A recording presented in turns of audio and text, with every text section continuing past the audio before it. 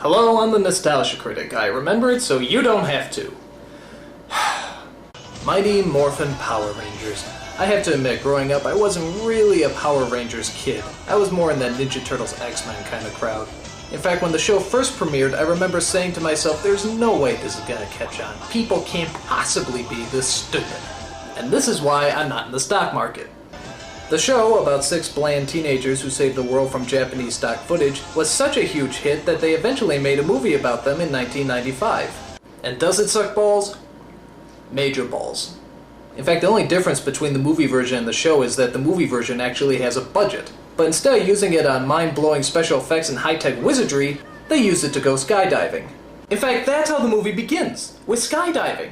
Like someone threw a whole bunch of money at the producers and they said, "Yeehaw! We're going skydiving! Bring the camera along! I'm sure we'll fit it in the movie somehow!" And as you probably would have guessed, it's an entirely pointless sequence. Now, the first thing you Power Ranger fans might have noticed is a change in cast. In the film, we see there's a black girl and an Asian boy. But wait a minute, wasn't there originally an Asian girl and a black boy?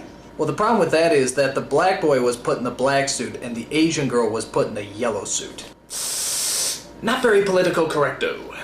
When the producers realized racial stereotyping isn't in at the moment, they got rid of the 2 actors, saying there was an intergalactic unemployment line that needed waiting in, and replaced them with the 2 you see now. However, the 2 cast members that sadly remain the same are Bulk and Skull, the supposed bullies of the group. Which I always found kinda strange. If they don't like the Power Rangers and they're always picking on them, why do they hang out with them all the time? Hey guys! You might want to slip those on.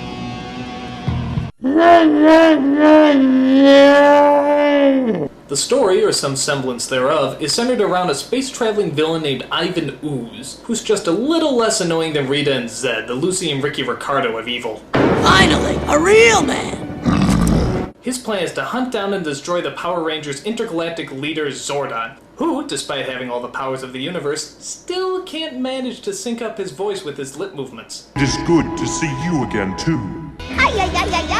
Oh, and I forgot about his little assistant Alpha. The best way to describe him is imagine C-3PO being even gayer than he already is. I know that's hard to fathom, but that's pretty much what you get. Things start heating up when Ooze starts destroying Zordon for making him miss all the years of torment Earth has gone through. The Black Plague! The Spanish Inquisition! The Brady Bunch reunion! I gotta admit, that's kind of funny. So Zordon's power is destroyed and he's slowly wasting away into a festering ball of nothingness. But don't worry, that doesn't interrupt the Rangers skydiving and rollerblading. It does, however, take away their Mighty Morphin powers. That seems to get their attention. We may not have our powers, but we're still the Power Rangers. I'm gonna disagree with you there, Tommy. You see, being a Power Ranger implies that you have actual power. So, without power, you're just a plain old Ranger. And trust me, they're not very powerful. Especially when trying to protect picnic baskets.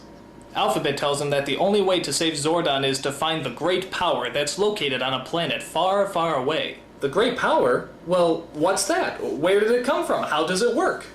Well, this movie has far too many action sequences to worry about tiny little things like plot. However, it does take time to tap into our emotional sides. Zordon, you can't leave us!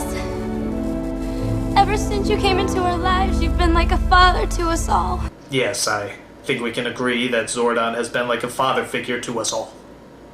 Where are these kids' parents? I mean, seriously, do they ever show up? Are they so inattentive that they don't even know that their kids are on another planet fighting giant black chickens? Do you think they even know that their kids are Power Rangers? How do you miss something like that? And just when you thought this movie couldn't get any lamer, take a look at what pops up next. I am Dulcea, Master Warrior of the planet Phaedos. The planet what? Come on, you can find more convincing names than Star Trek word jumble. So apparently she fights off the birds by swinging these 2 sticks together, throwing them into some kind of hypnotic trance. Yeah, how is that supposed to put you in a trance, just taking 2 sticks and swinging them up and down, up and down, up and down, up and down, up and down, up and down, up and down, up and down, up and down, up and down, up and down, up and down, up. You win this round, Dulcea. So she tells them that they have to travel to a giant phallic symbol that apparently holds the great power. To do that, she dresses them in fashionable burqas and gives them the power of the new sacred animals. You are the bear, fierce and unstoppable. You are the wolf, cunning and swift. Adam, what's wrong? I'm a frog. Yes, a frog. Like the one you kissed. To get a handsome prince. What the hell is that? Kissing is my superpower? You shitting me? They get the strength and the swift and I get kissing? What kind of bullshit is that?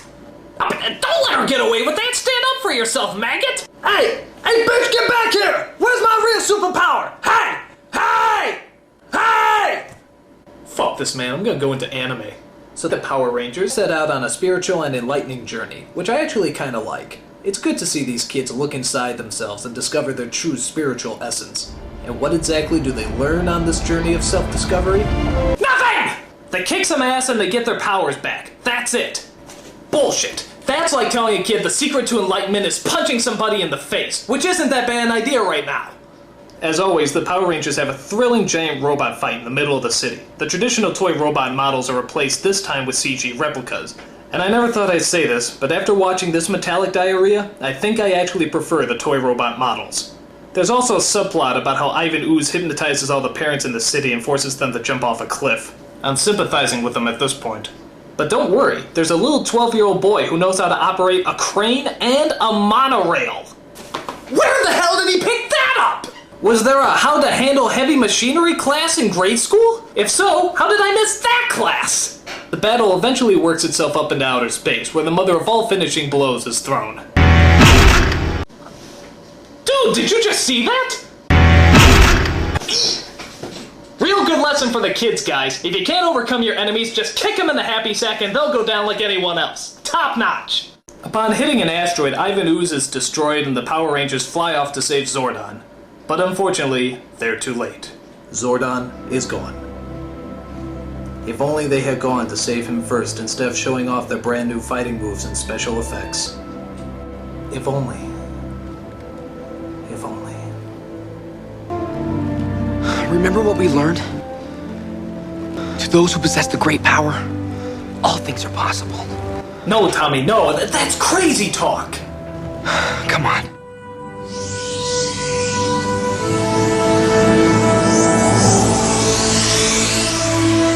Can it be?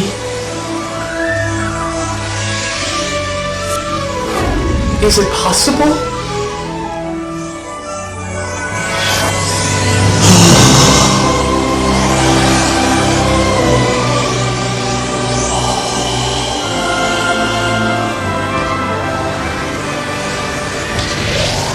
Wait a minute.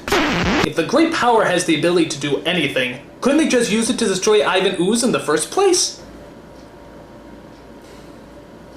This movie makes no sense! Nothing about the Power Rangers does! How come the monsters always land in the exact same city? How come the city turns into a canyon whenever the fight scene's about to happen? How come nobody recognizes the Rangers even though they wear the exact same colors every day? How come they always move like they have Tourette's syndrome? How come Rita's voice never sounds right? How come they dress up like NASCAR mannequins? How come it's sunny in space? How come Alpha's so gay? How come Kimberly's so hot? Why? Why? Why?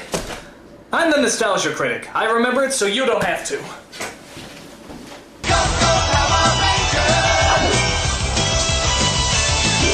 And why is that song so damn catchy?